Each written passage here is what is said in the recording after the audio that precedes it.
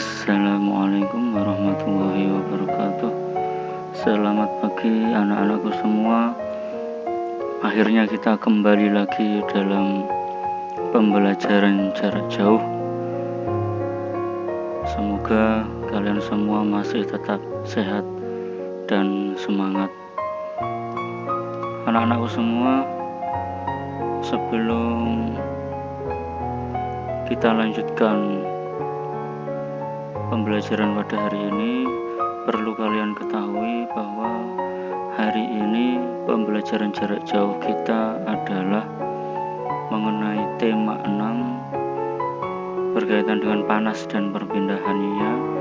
Pada subtema 1, suhu dan kalor. Seperti biasanya, Pak Guru memberikan resume pembelajaran setiap subtema sekali pada melalui video pembelajaran via YouTube. Nah, ini tampilan yang terbaru dari Pak Guru ya. Hello Kids, artinya hai anak-anak, semoga kalian baik-baik saja. Marilah kita awali kegiatan belajar kita dengan bersama-sama memanjatkan doa kepada Allah Subhanahu wa taala. Semoga walaupun belajar melalui jarak jauh, kita semua tetap mendapatkan ilmu yang bermanfaat serta senantiasa sehat dan semangat. Untuk muatan pelajaran yang pertama seperti biasa yaitu PPKN berkaitan dengan Konvensi Hak Anak. Perserikatan Bangsa-Bangsa atau PBB telah mengesahkan Konvensi Hak Anak pada tanggal 20 November 1989 yang bertujuan untuk melindungi dan menegakkan hak-hak anak di seluruh dunia. Dalam konvensi tersebut, hak-hak anak dibagi dalam 4 kelompok, antara lain yang pertama, hak tumbuh kembang meliputi pendidikan, perkembangan fisik, mental, spiritual, moral, dan sosial. Jadi yang pertama ini adalah berkaitan dengan tumbuh kembang secara lahir maupun batin yang meliputi pendidikan. Setiap anak harus belajar ya, mendapatkan ilmu pengetahuan, perkembangan fisik, mental, spiritual, moral, dan sosial. Ini salah satu dari konvensi hak anak yang harus didapatkan oleh setiap anak di dunia. Yang kedua yaitu hak kelangsungan hidup, hak untuk mempertahankan hidup dan standar kesehatan yang tinggi. Artinya di sini kelangsungan hidup, anak-anak harus mendapatkan haknya untuk mempertahankan hidup serta standar kesehatan yang baik atau tinggi. Selanjutnya hak perlindungan. Apa itu hak perlindungan? Yaitu hak untuk memperoleh perlindungan dari diskriminasi, eksploitasi, kekerasan, dan keterlantaran. Yang dimaksud diskriminasi di sini adalah praktek-praktek yang pilih kasih ya, pilih kasih artinya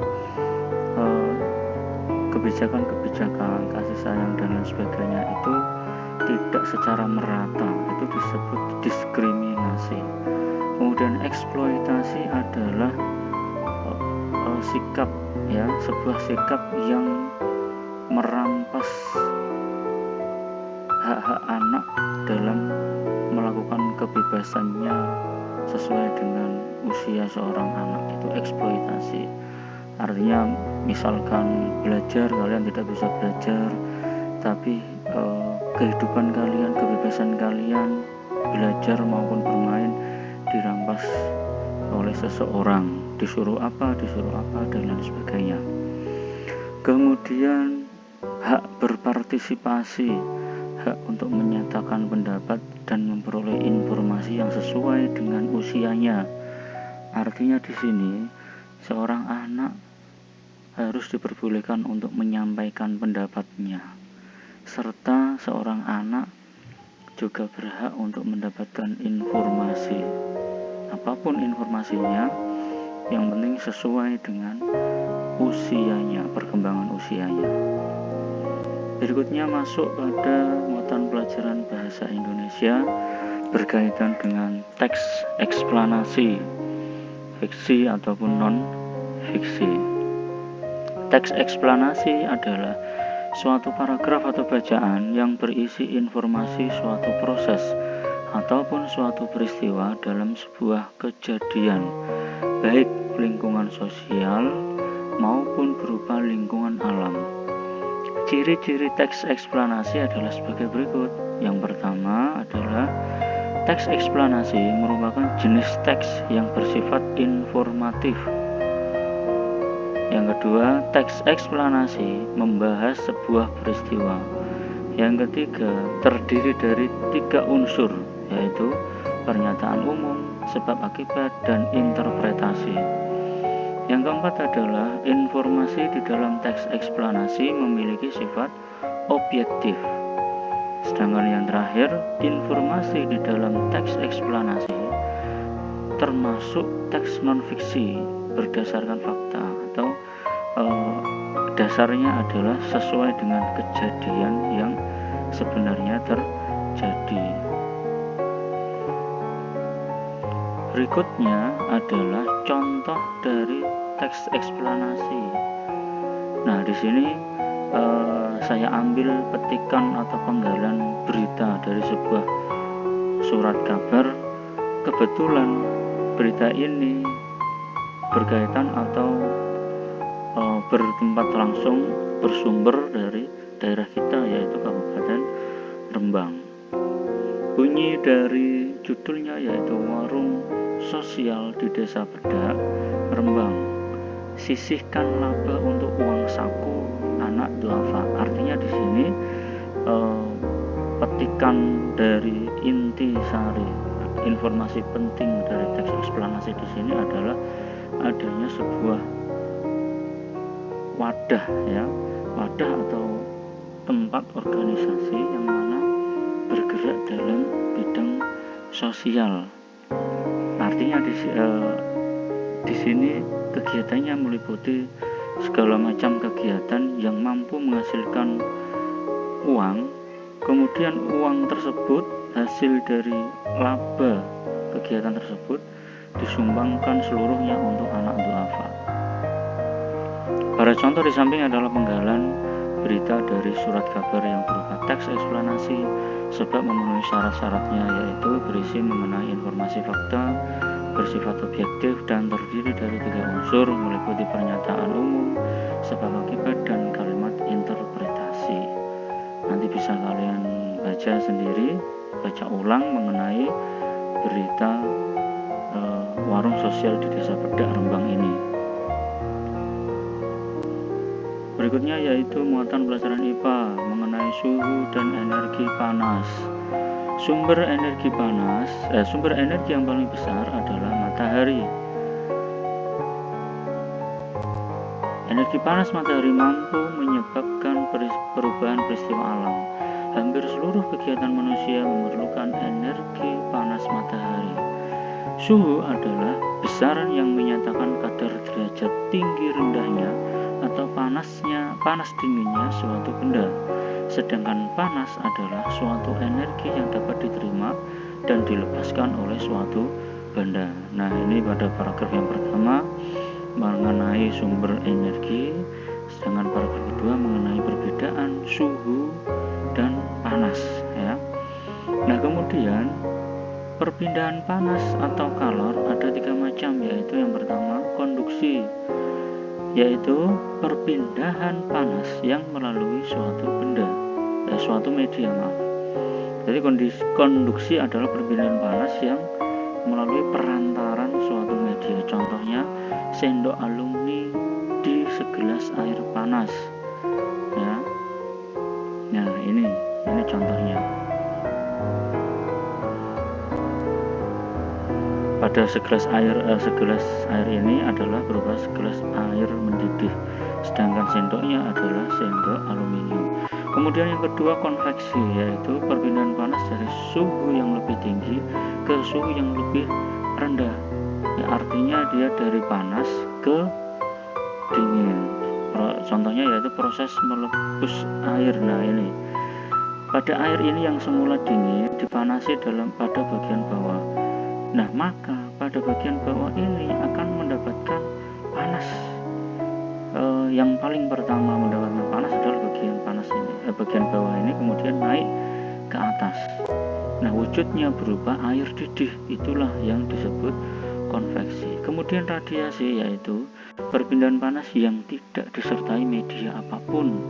Contohnya terik panas matahari yang terasa menyengat kulit. Nah ini contohnya, ini adalah sinar matahari. Katakanlah ini adalah sinar matahari, kemudian ini tangan, ini ada bara api, sama bara api posisinya sama dengan matahari, yaitu sumber panas. Kita mendapatkan panas, terasa panas ini karena tanpa perantara apapun. Demikian untuk IPA. Selanjutnya muatan pelajaran IPS berkaitan sumber daya alam dan kegiatan ekonomi. Sumber daya alam atau SDA adalah kegiatan alam di bumi yang dapat dimanfaatkan oleh manusia, baik SDA terestrial ataupun daratan maupun SDA akuatik atau perairan. Keduanya memberi pengaruh kuat atas terjadinya kegiatan ekonomi atau mata pencaharian pada manusia. Contohnya adalah sebagai berikut. Hutan menyediakan keindahan alam, oksigen banyak, dan berbagai macam hasil flora fauna. Maka kegiatan manusia, kegiatan ekonomi yang dilakukan oleh manusia adalah berupa objek wisata, penjual kayu bakar, berkebun, dan lain-lain sebagainya. Kemudian laut atau pantai menyediakan berbagai hasil laut, keindahan laut, maka kegiatan ekonominya adalah nelayan, objek wisata, serta pedagang ikan, dan lain sebagainya. Kemudian sawah menyediakan tanah yang subur, sumber air melimpah, maka kegiatan ekonomi adalah petani, penyedia pakan ternak, ada lagi yang penjual pupuk kandang, dan lain sebagainya. Ini adalah wujud dari sumber daya alam di sekitar kita yang berkaitan erat atau menjadi ketergantungan terhadap kegiatan ekonomi manusia yang ada pada wilayah atau lingkungan SDA tersebut. Berikutnya adalah muatan pelajaran SPDB mengenai tangga nada pentatonis. Tangga nada adalah sebuah rangkaian nada yang disusun dengan jarak tertentu. Interval nada adalah naik dan turunnya atau tinggi rendahnya suatu nada. Tangga nada ada 3 macam, yaitu diatonis, pentatonis, dan kromatis. Nah, pada pembelajaran kali ini kita akan mempelajari mengenai tangga nada pentatonis. Bagaimana tangga nada pentatonis? Tangga nada pentatonis berasal dari kata penta yang berarti 5, sementara tonik atau tonis berarti bekerja sama, sehingga pentatonis adalah tangga nada yang jumlah nadanya hanya 5 dan biasanya dinyanyikan pada lagu daerah. Tangga nada pentatonis dibagi menjadi 2, yaitu tangga nada pentatonis pelok, yaitu susunan nadanya berbunyi do mi fa sol la si dan bersifat lembut dan nelangsa, contohnya gambang suling. Kemudian tangga nada pentatonis selendro, yaitu susunan nadanya berbunyi do re mi fa sol la dan bersifat riang gembira, contohnya jublak-jublak suwung.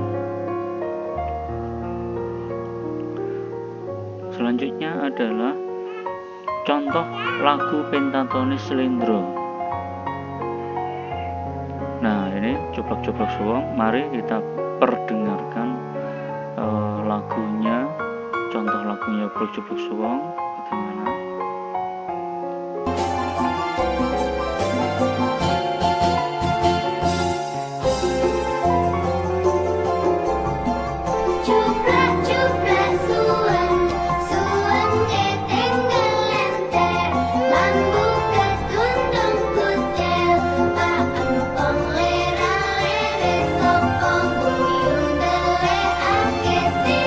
Sirpo